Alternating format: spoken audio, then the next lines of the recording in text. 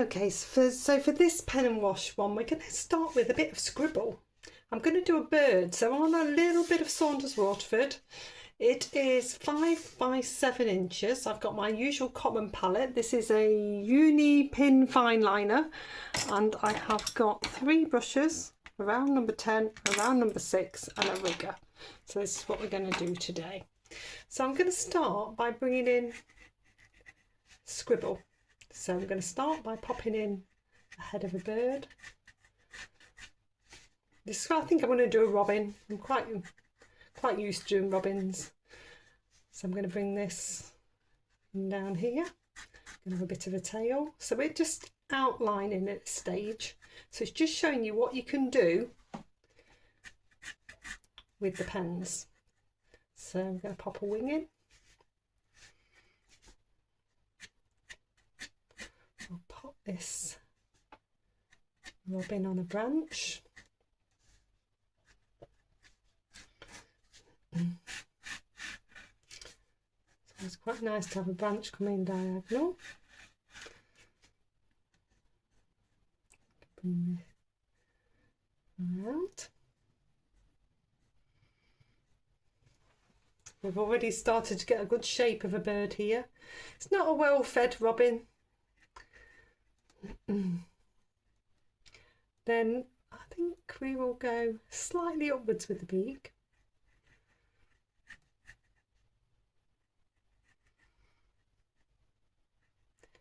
And the robin, it always tends to have a little bit of a diamond shape in that way.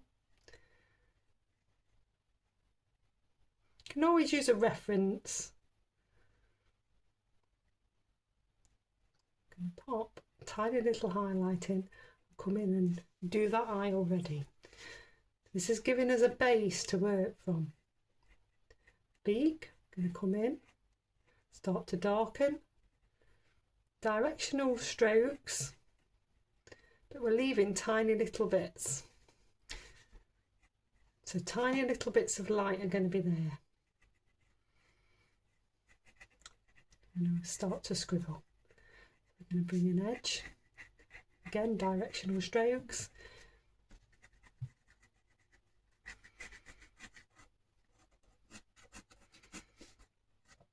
Taper in the wings. Directional strokes. Varying the pressure of the pen. I'm starting to create that scribble.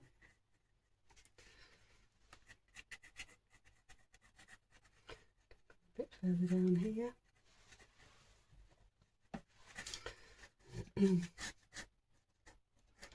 So it just shows you can just alter your lines by just scribbling over. See, it started to come to life. It can become really nice and dark just under this wing. Just highlighting the, well, it's not highlighting, it's darkening the tone where you want the tone. I mean, this could be any bird. I've just decided it's going to be a robin. Get those bits in. I can take some more branches off.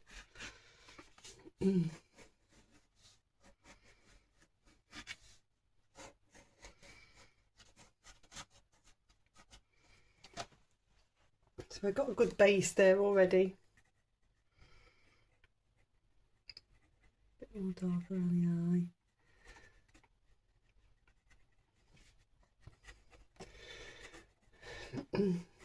Scribble out a little bit. I'm going to make him a little bit bigger.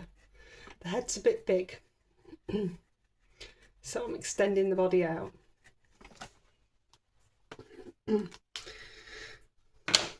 Okay, if I come on with my round number 10, popping in a little bit of water. Sometimes these pens don't dry very quick. Sometimes I'm being a bit careful. There are bits. This is a waterproof pen, so it shouldn't move. But I'm working very quickly, and I have noticed on the last couple I actually quite like it. You can see there's some bits moving because it's still not quite dry. So if you want it to blend, then you work quick.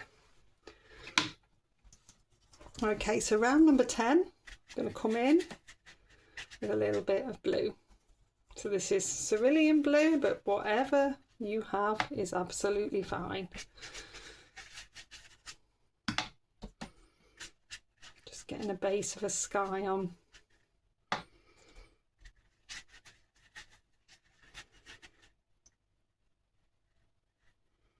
It's actually quite nice where it's blended.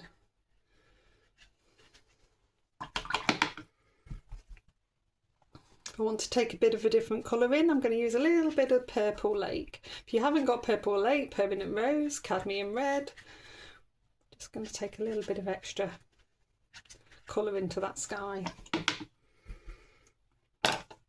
Go down to my round number 6. Let's get activating this. This is Burnt Umber. So I'm going to bring that in. The beauty of pen and wash is it can be really nice and loose, and you can run bits without the pen. That works quite nicely as well. So you're not just colouring in.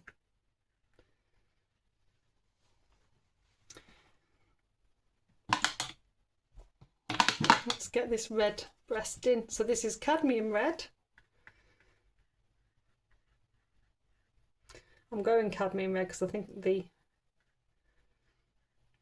black's still a little bit wet, and so it's working quite nicely together. Then I'm going to come on with the Burnt Umber.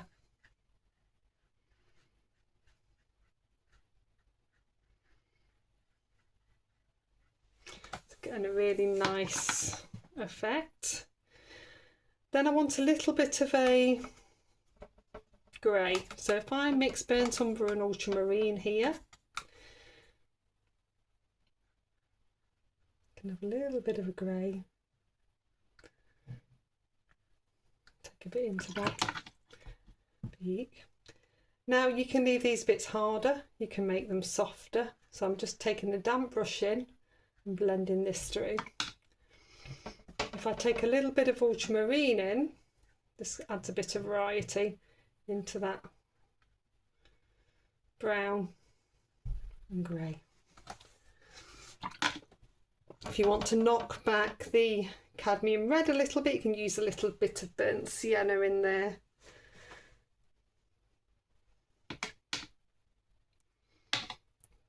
So it's really quite sweet, having a little play.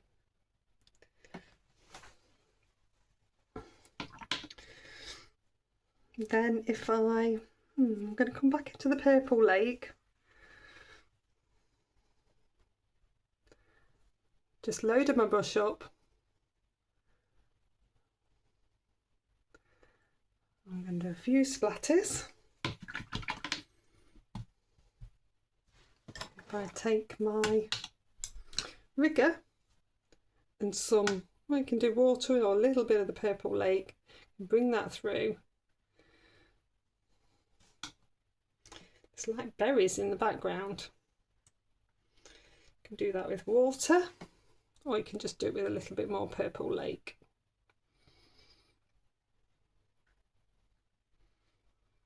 Just adding a little bit more interest into that background. Okay, I'll dry that one off. So when you get to this stage, you can take in a little bit more paint. So this is nicely dry now. I can start to just power up a few little bits, so I can bring some onto the branch. This is coming on to dry. Take a little bit of the Burnt Umber onto the robin as well. Take a little bit more of that Cadmium Red. If I want to change the tone, I can pop in a little bit of something like alizarin, or even a little bit of burnt sienna.